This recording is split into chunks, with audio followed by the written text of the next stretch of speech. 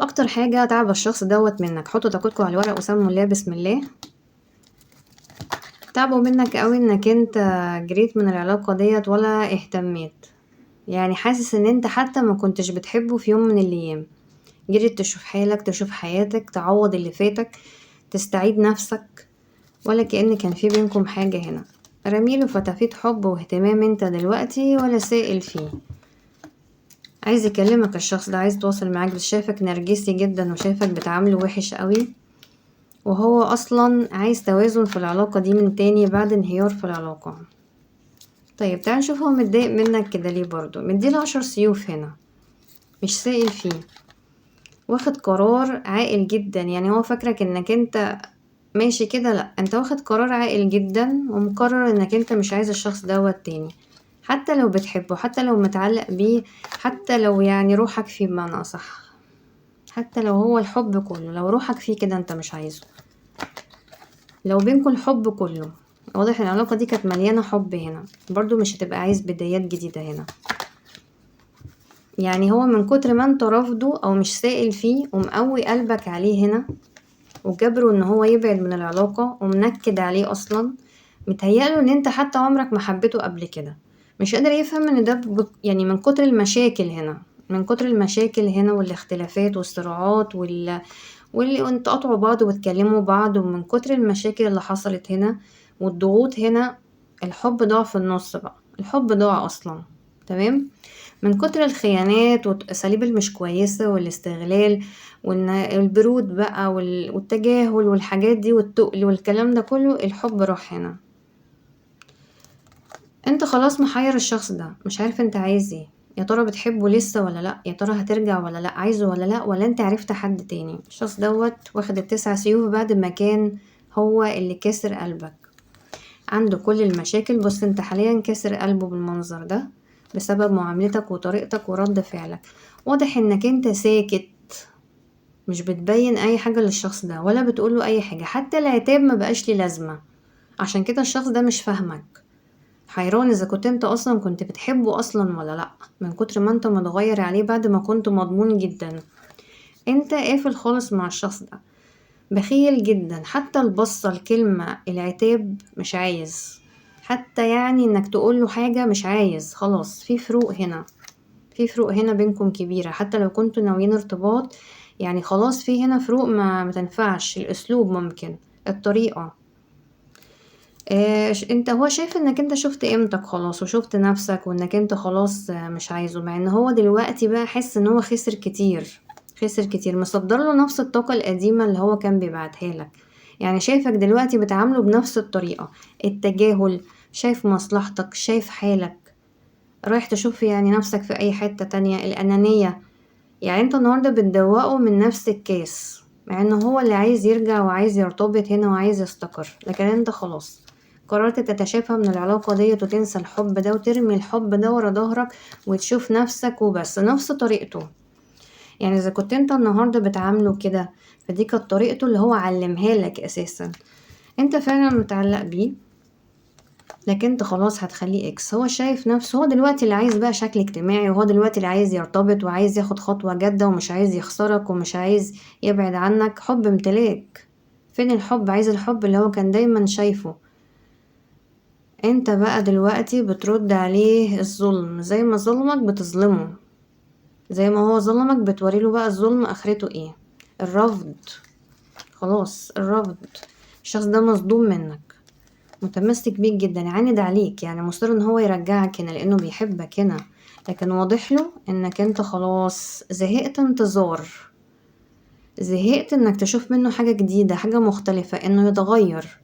خلاص سكت بقى، مش عايز حاجة، خلاص زهقت انك انت تستنى منه حب او مشاعر او استقرار او معاملة كويسة او تقدير او اي حاجة. خلاص استنيت بما فيه الكفاية، استنيت اتعشمت كتير قوي في الارتباط وفي الاستقرار هنا، دلوقتي خلاص مش عايز.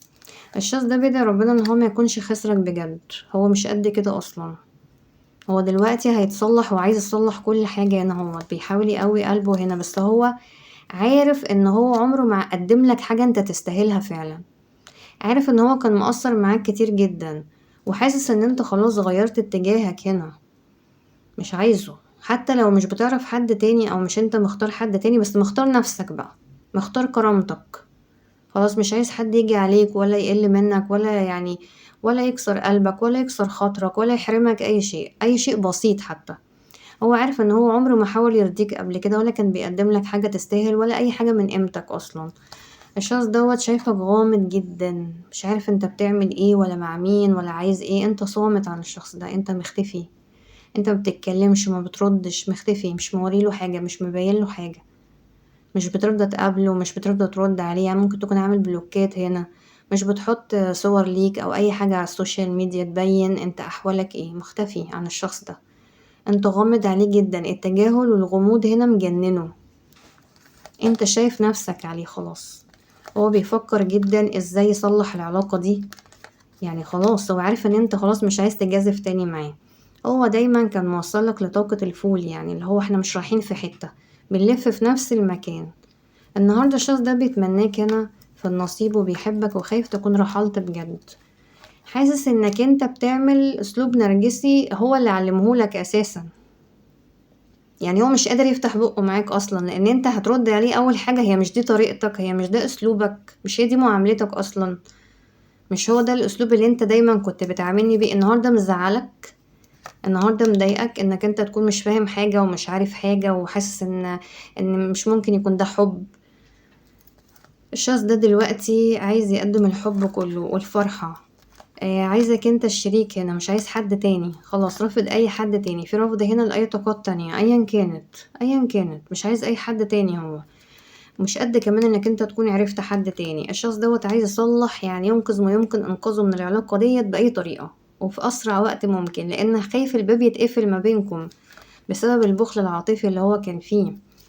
الشخص ده دلوقتي حاسس انك انت خلاص يعني ممكن تكون يعني مع حد تاني اساسا، لان التجاهل بتاعك ده مش طبيعي.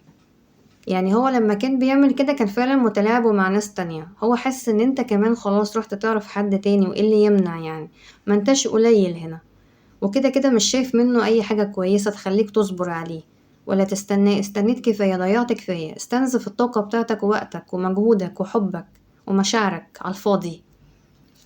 شايف انك انت دلوقتي بتدور على مصلحتك، بتدور على هيساعدك، بتدور على ليك بقى. خلاص انت اديت فرص كتير جدا جدا جدا، دلوقتي انت بتدور على نفسك، على حد يقدرك، يقدر قيمتك هنا، حد يساعدك هنا. انما الخسائر بقى والخذلان والحزن والدي خلاص شبعت منه، شبعت، مش عايز خلاص تقول حاجة تاني. ممكن تكون قافل بلوكات هنا، كل واحد في ناحية. العلاقة ديت عمرها ما كنت حاسس هي هتروح فين. هو حاسس ان هو يعني ضغط عليك بزيادة، ما يلومش الا نفسه. دلوقتي هو مش عايزك تبعد، شخص انت عمره ما يعوضك، انت امبرس هنا، شخص عمره ما يعوضك، شخص فيك وفرة ما حصلتش، شخص هو فعلا عمره ما يلاقي حد زيك ولا قبلك ولا بعدك بالنسبة له. ما هو يعرف ناس كتير لكن فعلا ما شافش حد زيك، بس كان ضامنك جدا، كان عارف ان حبك حقيقي وحبك صادق. مش معنى كده ان انت ما كنتش بتحبه، لا كنت بتحبه، بس انت محتاج تقدير هنا. هو خلاص فهم ان انت محتاج تقدير، محتاج معاملة كويسة. خلاص مفيش ثقة، انت خلاص زهقت من الطريقة ديت، مش عايز يعني خلاص مش عايز تصدق ان ممكن يبقى فيه يعني حب يعني حب يبقى ده المعاملة بتاعته. الحب المعروف هو ايه؟ مش قادر ينسى ذكرياتك هنا، بيفتكر كل حاجة هنا، مش قادر ينسى تفاصيلك. حاسس انك انت هربت من العلاقة خلاص، بعته مش عايزه، خلاص رحلت عن العلاقة ديت. بيفكر فيك جدا، شايف انك انت متغير عليه بطريقة وحشة قوي. هو مش متعود على القساوة والجفاوة دي، مش متعود على كده. الشخص دوت يعني كان متعود ان هو يعني يكسر وانت تصلح. الشخص ده كان بيتصرف براحته جدا كأنه طفل صغير، ويجي يعمل كل الحاجات وانت تقوله معلش.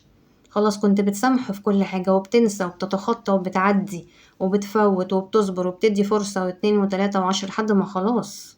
خلاص الشخص ده حاسس ان هو لوحده في الدنيا من غيرك، وعارف ان انت خلاص قفلت على نفسك، مش عايز حد معاك هنا، خلاص انت بعدته عن العالم بتاعك عشان تقدر تعيش صح. انت عايز هنا علاقة سوية، علاقة فيها هنا توازن في كل شيء، لكن تفضل تكون لوحدك هنا على انك تكون مع شخص مؤذي، يعني شخص استنزف كل حاجة فيك.